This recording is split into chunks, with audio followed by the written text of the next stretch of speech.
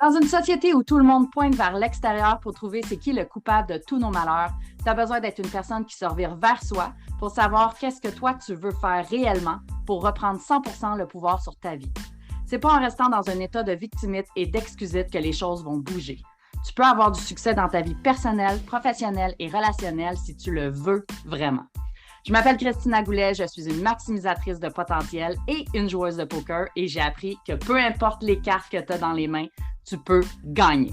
Alors, sois le genre de personne qui se dit que tant qu'à miser sur quelqu'un, mieux vaut miser sur soi. Es-tu all-in? Si oui, écoute ce podcast.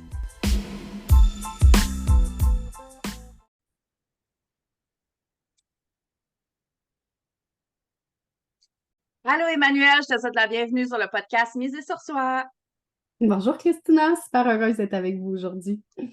Merci d'avoir accepté mon invitation. Avant de commencer sur le sujet du jour, j'aimerais que tu te présentes à nous, dis-nous qui est Emmanuel Ducharme en bref. J'aime toujours cette question-là parce qu'on ne sait jamais trop comment y répondre, autre que dire qu'est-ce qu'on fait dans la vie. Mais Emmanuel, je dirais que je suis une fille authentique, spontanée, épicurienne, mais surtout l'authenticité fait partie de ce que je suis. Je suis praticienne relationnelle déjà depuis un moment. Christina, on a eu la chance de se rencontrer en 2017 dans la cour de PNL. Et depuis, ben, ma pratique a évolué. Initialement, je travaillais beaucoup avec la relation à l'argent parce que ça fait partie d'une ancienne vie. Donc, j'étais coach en finance. Et aujourd'hui, je m'expertise vraiment dans tout ce qui est relation à soi et aux autres. Donc, quand on a de la difficulté relationnelle, ben, j'aide les gens à mieux saisir ou mieux comprendre finalement leurs émotions et leurs sensations internes pour être capable de mieux communiquer ce qui se passe en eux. Donc ça, c'est ma grande force, mais je suis aussi écrivaine, photographe. J'ai un livre qui va sortir l'an prochain, je suis Oui. très fière, qui va être édité aussi. C'est un plus long processus qui demande beaucoup plus de patience, mais vraiment heureuse de savoir que ça va sortir en 2024. Et sinon, je suis ma tante de deux adorables adolescentes que je vois grandir et j'adore ça. Et c'est ça, en gros, c'est pas mal ça. Oui, super. Et en parlant de processus, je vais faire le pont sur le sujet du jour qui est pourquoi faire confiance au cheminement ou au processus et justement un cheminement qui est assez impressionnant. Tu m'en as compté un petit peu, j'en ai vu passer sur les réseaux sociaux et sûrement que tu en as beaucoup plus à compter que qu'est-ce qui a été partagé. Mais dis-moi pourquoi on devrait ou pourquoi ça fait sens de faire confiance au processus ou au cheminement. En fait, je dirais qu'au départ, quand j'ai commencé le processus de cheminement vers moi, parce qu'on s'entend quand on devient praticienne, ben, il faut faire le processus pour soi avant d'être capable de l'amener pour les autres. Oui. Je pense que j'étais vraiment méfiante envers la vie. Et j'avais toujours l'impression que je devais me combattre quelque chose ou battre quelque chose, puis que j'étais pas soutenue. Puis à travers mes expériences, plus j'ai lâché prise et plus j'ai abandonné certains concepts pour moi, plus j'ai réalisé que j'avais toujours un pas d'avance sur ce qui s'en venait. Donc, je changeais mes comportements avant même que le changement arrive dans ma vie. Ça a été la première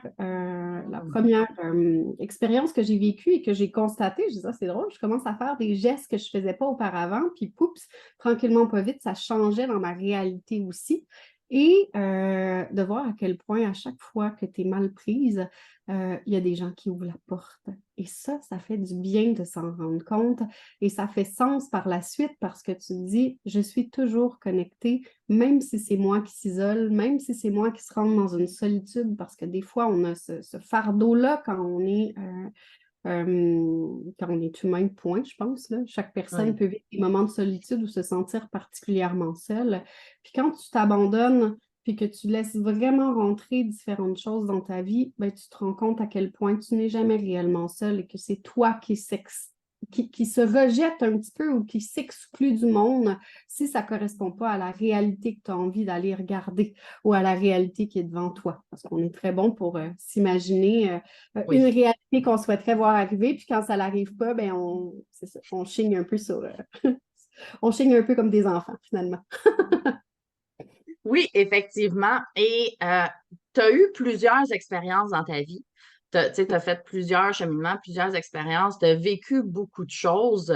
Est-ce qu'il t'est arrivé justement de dire que oh my God, ça fonctionnera pas ou il n'y a rien qui est là, ou vraiment d'avoir un découragement, puis de voir le cheminement, le processus, la vie, l'univers venir contrer ces pensées-là qui étaient plus défaitistes, là, décourageantes et ces choses-là. Ça t'est-tu déjà arrivé? En fait, vraiment plusieurs fois, oui. Je pense que la vie, c'est ça un peu, hein. C'est comme un enfant qui apprend à marcher. On se décourage souvent, on tombe, on se fait mal, on a des échecs, on n'a pas les résultats qu'on veut. Puis comment finalement garder après coup l'encouragement, puis de se dire, OK, ben, je continue vers une voie ou je continue vers le processus, puis encore autre chose. Souvent, ma phrase, il y a quelques années, c'est je disais toujours, je suis prête, je me sens prête, je suis prête, puis je suis prête pour ça. Puis finalement, ben non, la vie m'envoyait des signes que j'étais pas prête encore à vivre ce que je voulais vivre parce qu'il y avait encore des choses pour moi que je devais libérer, que je devais dissoudre ou des croyances que je devais enlever. Fait que mon mental a bien beau se dire prête, il y avait tout le reste de mon corps qui ne l'était pas nécessairement. Puis je pense qu'à chaque découragement, à chaque fois où tout s'est démoli, parce que moi, j'ai des extrêmes qui sont quand même assez larges. Il y en a qui, quand ils démolissent quelque chose, ça va être juste une petite partie de leur vie. Moi, souvent, tout prend le bord, tu sais, puis je recommence. Ça m'a pris du temps à comprendre qu'on n'était pas obligé de tout démolir pour tout recommencer. Mais Tout à fait. bon, moi, ça a été en 2015, tu sais, puis même avant ça, ça m'était aussi arrivé en un mois, lâcher le conjoint, lâcher le travail, tu sais, puis tout refaire à neuf finalement. Puis je pense qu'à toutes les fois où je me suis permise de faire ça, puis vous n'êtes pas obligé d'aller à l'extrême comme moi, toutes les fois, il y a quand même quelque chose pour moi qui a été salutaire parce que j'ai redécouvert mon côté créatif. Je me suis repoussée à me demander puis à me questionner sur qu'est-ce que je voulais vraiment, est-ce que ça me convenait encore étant la femme que je suis aujourd'hui ou pas? Qu'est-ce qui me convient, qu'est-ce qui me convient plus? C'est quoi les activités que j'ai envie aussi de découvrir, mais surtout, c'est de se permettre de vivre des expériences différentes. Parce que les gens, on peut tout s'imaginer mentalement ce qui va se passer. Mais quand on le vit réellement par l'expérience, quand on se déstabilise, quand on se met dans l'inconfort, c'est là qu'on ressent nos ressources intérieures, c'est là qu'on ressent notre poussée de créativité. Puis je me suis jamais sentie autant vivante qu'à chaque fois que tout était déconstruit autour de moi.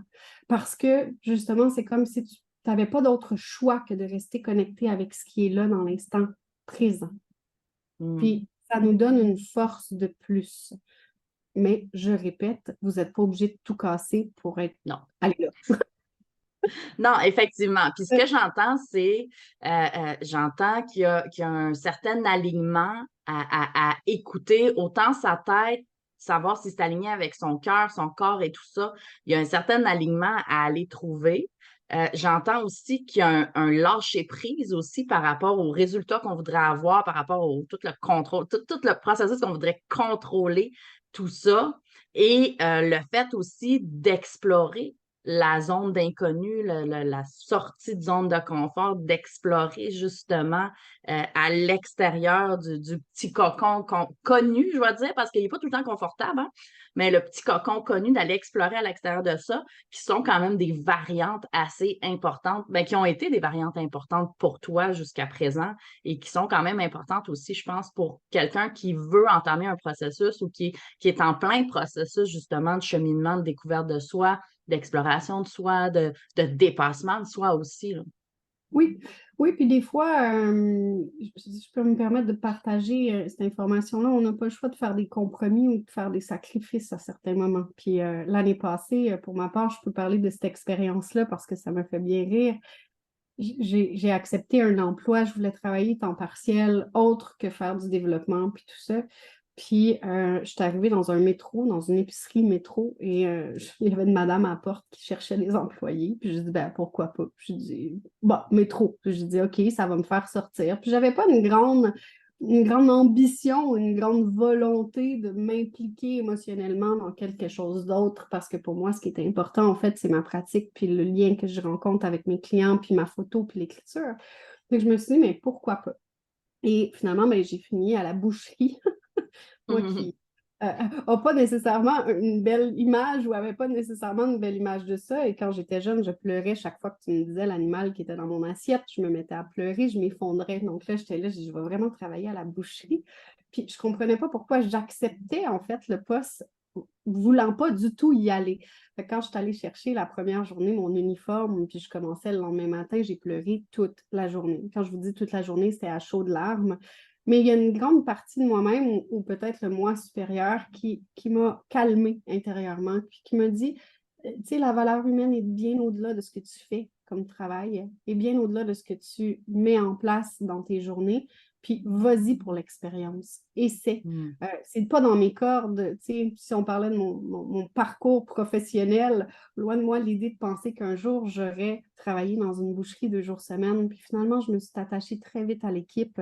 J'ai pas aimé particulièrement faire ce que je faisais, puis je suis même revenue en pleurant quand j'ai dû emballer du poulet toute une journée, mais il y a eu quelque chose d'extraordinaire dans ce que j'ai vécu, puis je pense que mon corps se préparait à vivre ce qui s'en venait sans que moi j'en sois consciente. Parce que quelques mois plus tard, je suis partie vivre cet hiver aux îles de la Madeleine. Donc, je suis partie fin septembre, puis je viens de revenir dans la région des Cantons de l'Est. Et aux îles de la Madeleine, c'est très humide et très froid. Donc, je pense que mon corps, tout l'été passé, mes 2 jours que je faisais au métro dans un congélateur, m'ont préparé à vivre ce que je devais vivre au niveau des îles par la suite. Puis sans que j'en sois consciente, le fait de m'attacher à une équipe, le fait de m'attacher à des gens avec qui je travaillais, puis partager pas grand-chose d'exceptionnel, mais de sortir du développement pour voir c'est quoi la réalité de ce que les gens vivent quotidiennement, de voir aussi toute la créativité que les bouchers utilisent pour couper la viande et tout ça. J'en ai vraiment ressenti quelque chose de bien, en fait, puis ça me fait grandir. Ils m'ont fait grandir. L'expérience me fait grandir et ça m'a permis de me découvrir autrement aussi.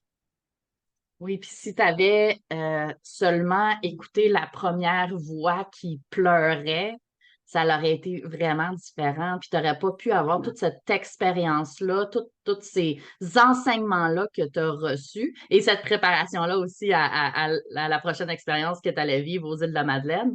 Fait que c'est là l'importance peut-être d'aller voir aussi euh, qu'est-ce qui est plus grand que moi, qui a comme message pour moi.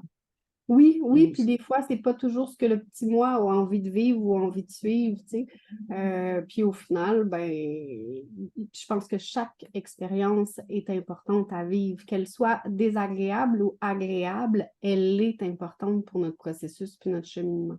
Fait que d'enlever des fois la morale ou le raisonnement qui, lui, est beaucoup plus émotif ou cherche à nous protéger de quelque chose, Mhm.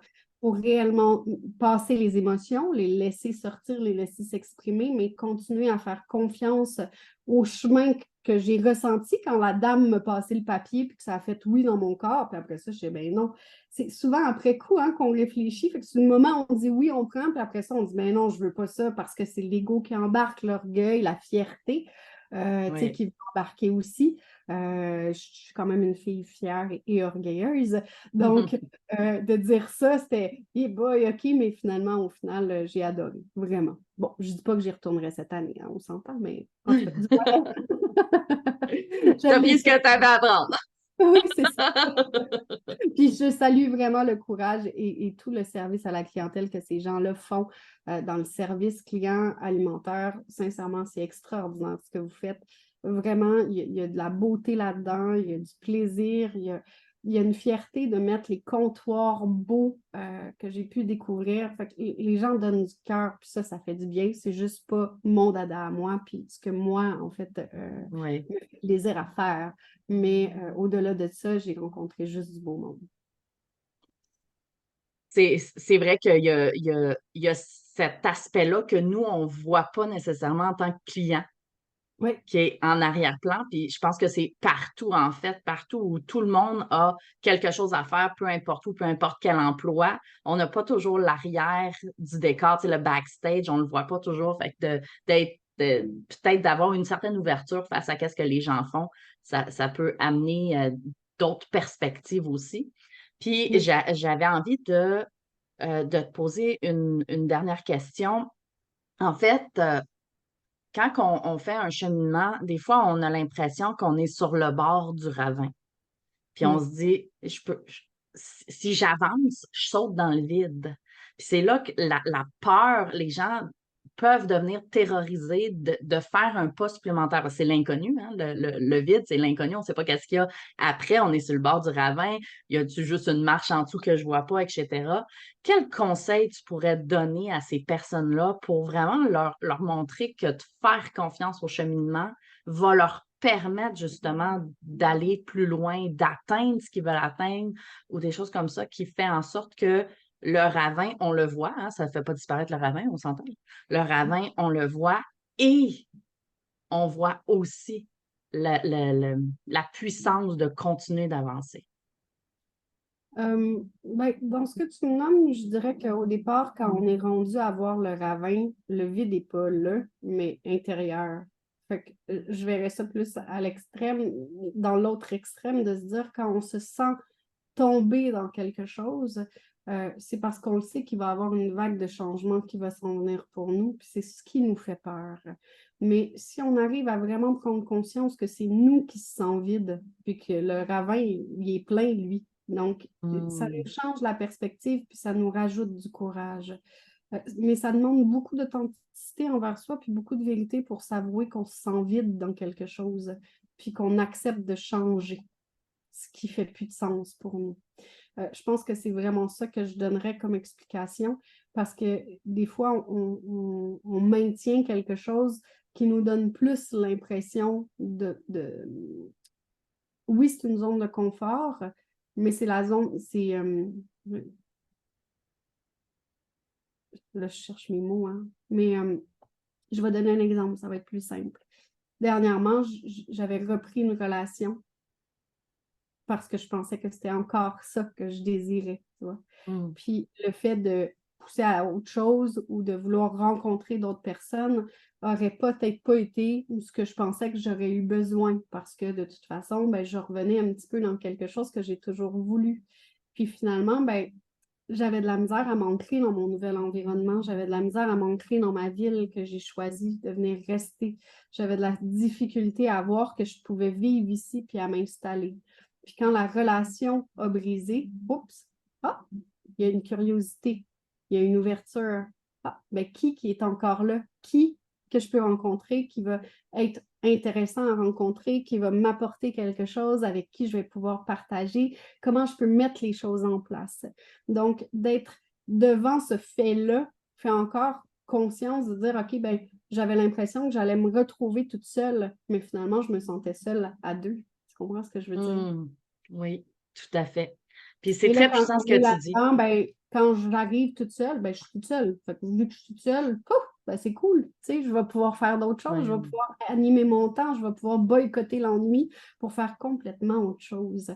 Sauf que tant et aussi longtemps que je n'avais pas pris conscience et que je n'étais pas honnête avec moi pour me dire que cette relation-là ne me convenait plus personnellement, ben, je ne pouvais pas m'installer dans ma nouvelle vie que je suis en train de construire finalement. Tout à fait. Merci beaucoup pour ce partage-là. C'est vraiment très puissant. Puis effectivement, quand on sent, des fois, on le sait pas qu'on se sent vide dans quelque chose parce on n'est pas vide, on est plein de tout ce qu'on n'aime pas, de tout ce qu'on veut pas. Fait que c'est ce qui fait en sorte qu'on ne ressent pas nécessairement le vide, mais on peut se remplir aussi de choses qu'on aime, qu'on veut. Et c'est là qu'on a à faire l'espèce de coupure de dire, OK, là, c'est assez, c'est terminé, je veux C'est plus ça dans ma déchirant, vie. hein? Oui, oui, tout à fait. C'est C'est une perte, c'est déchirant. un deuil, tu sais, Oui. c'est ça. Une séparation, peu importe de quoi, de qui, une séparation, c'est une séparation quand même. C'est un deuil, c'est une perte, etc. Puis on n'est pas toujours prêt à le faire. Mais comme tu dis, effectivement, quand on a l'impression d'être sur le bord du ravin, c'est à l'intérieur de soi qu'on a à aller voir. Tu sais, Avant tout. Oui. il est où De se le dire, vide ben, de ou quoi je le peux. plein de quoi? Oui, c'est ça. Il est plein de quoi, puis je suis pleine de quoi, puis est-ce que vraiment c'est vide? Parce que de toute façon, la nature, on sait une chose, c'est qu'elle n'aime pas le vide. Donc, tout ce Non. qui est là, ça va toujours bouger. Il n'y a pas de vrai vide qui existe. Puis c'est de nourrir finalement ce qui vraiment nous fait vibrer, puis ce qui nous fait du bien, bien plus que le reste, en fait. Ouais. Tout à fait. Merci beaucoup, Emmanuel, pour ces partages, c'est tout ce que tu as pu nous amener, ces prises de conscience s'il y a eu pour vous qui nous écoutez. Et dis-moi, si les gens veulent continuer de te suivre, s'ils veulent prendre tes services, s'ils veulent continuer la discussion avec toi à propos de ton cheminement, comment on fait pour te rejoindre? C'est principalement sur ma page Facebook parce que je fonctionne beaucoup par référence, en fait. Donc, Emmanuel avec un seul M du charme. Et ça va me faire plaisir là, de communiquer avec eux là, par là. C'est un profil personnel, même pas professionnel, parce que je trouve que la référence fait beaucoup de choses. Puis merci en tout cas pour l'invitation, Christina. Ça m'a fait vraiment plaisir de te voir parce que ça faisait quand même Oui. un bon moment déjà. Fait que c'est un plaisir pour moi de partager ce moment-là avec vous. Puis j'espère que ça vous a éveillé aussi ou vous faites prendre des prises de conscience. Oui, merci beaucoup d'avoir accepté. Le lien pour te rejoindre va être dans la description du podcast. À bientôt. À bientôt!